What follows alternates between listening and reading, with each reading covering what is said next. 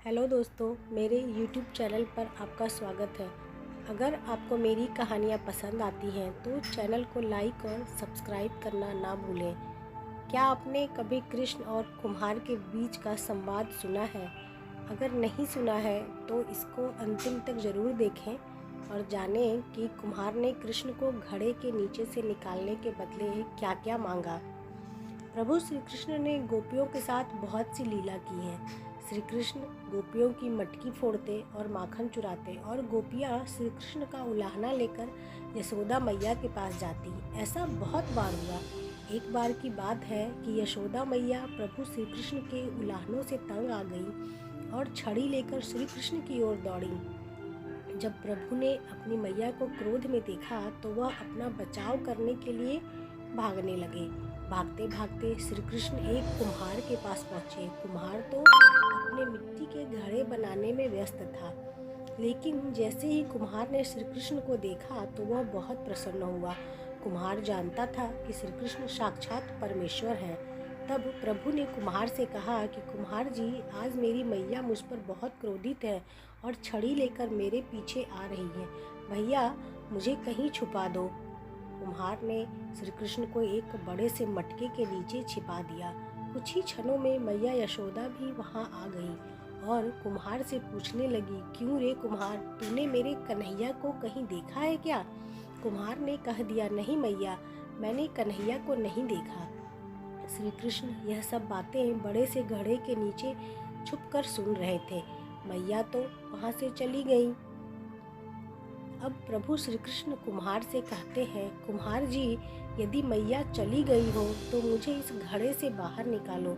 कुम्हार बोला, ऐसे नहीं प्रभु जी, पहले मुझे 84 लाख योनियों के बंधन से मुक्त करने का वचन दो।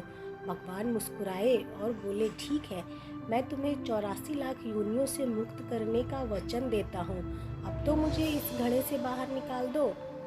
कुम्हार कहने लगा, मुझे अकेले नहीं प्रभु जी, मेरे परिवार के सभी लोगों को भी 84 लाख योनियों के बंधन से मुक्त करने का वचन दोगे तो मैं आपको इस घड़े से बाहर निकालूंगा। प्रभु कहते हैं, चलो ठीक है, उनको भी 84 लाख योनियों के बंधन से मुक्त करने का मैं वचन देता हूँ। अब तो मुझे इस घड़े से बाहर निकाल दो। अब कुम्हार कहता है, बस प्रभु जी, एक विनती और है, उसे भी पूरा करने का वचन दे दो तो मैं आपको घड़े से बाहर निकाल दूंगा। भगवान बोले, वो भी बता दो, क्या कहना चाहते हो? कुम्हार कहने लगा, प्रभु जी, जिस घड़े के नीचे आप छुपे हो उसकी मिट्टी मेरे बैलों के ऊपर लाद के लाई गई है। मेरे इन बैलों को भी 84 के बंधन से मुक्त करने का वचन दो। भगवान ने कुम्हार के प्रेम पर प्रसन्न होकर उन बैलों को भी 84 के बंधन से मुक्त होने का वचन दिया। प्रभु बोले, अब तो तुम्हारी सब इच्छा पूरी हो गई, अब तो मुझे घड़े से बाहर निकाल दो। तब कुम्हार कहता है, अभी नहीं भगवान, बस एक अंतिम इच्छा और है, उसे भी पूरा कर दीजिए। और वह यह है कि जो भी प्राणी हम दोनों के बीच के इस संवाद को सुनेगा उसे भी आप 84 लाख योनियों के बंधन से मुक्त करोगे। बस यह वचन दे दो तो मैं आपको इस घड़े से बाहर निकाल दूंगा।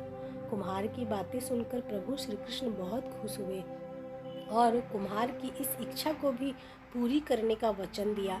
फिर कुम्हार ने बाल श्री कृष्ण को घड़े से बाहर निकाल दिया, उनके चरणों में साष्टांग प्रणाम किया, प्रभु के चरण धोए और चरणामृत लिया। अपनी पूरी झोपड़ी में चरणामृत का छिड़काव किया और प्रभु जी के गले लगकर इतना रोए कि प्रभु में ही विलीन हो गए। जरा सोचें, जो बाल श्री कृष्ण 7 कोस लंबे चौड़े गोवर्धन पर्वत को अपनी इकन्नी उंगली पर उठा सकते हैं तो क्या वो एक घड़ा नहीं उठा सकते थे? लेकिन बिना प्रेम रिझे नहीं नटवर नंद किशोर। कोई कितने भी यज्ञ करे, अनुष्ठान करे, कितना भी दान करे, चाहे कितनी भी भक्ति करे, लेकिन जब तक मन में प्राणी मात्र के लिए प्रेम नहीं होगा, प्रभु श्री कृष्ण नहीं मिल सकते हैं।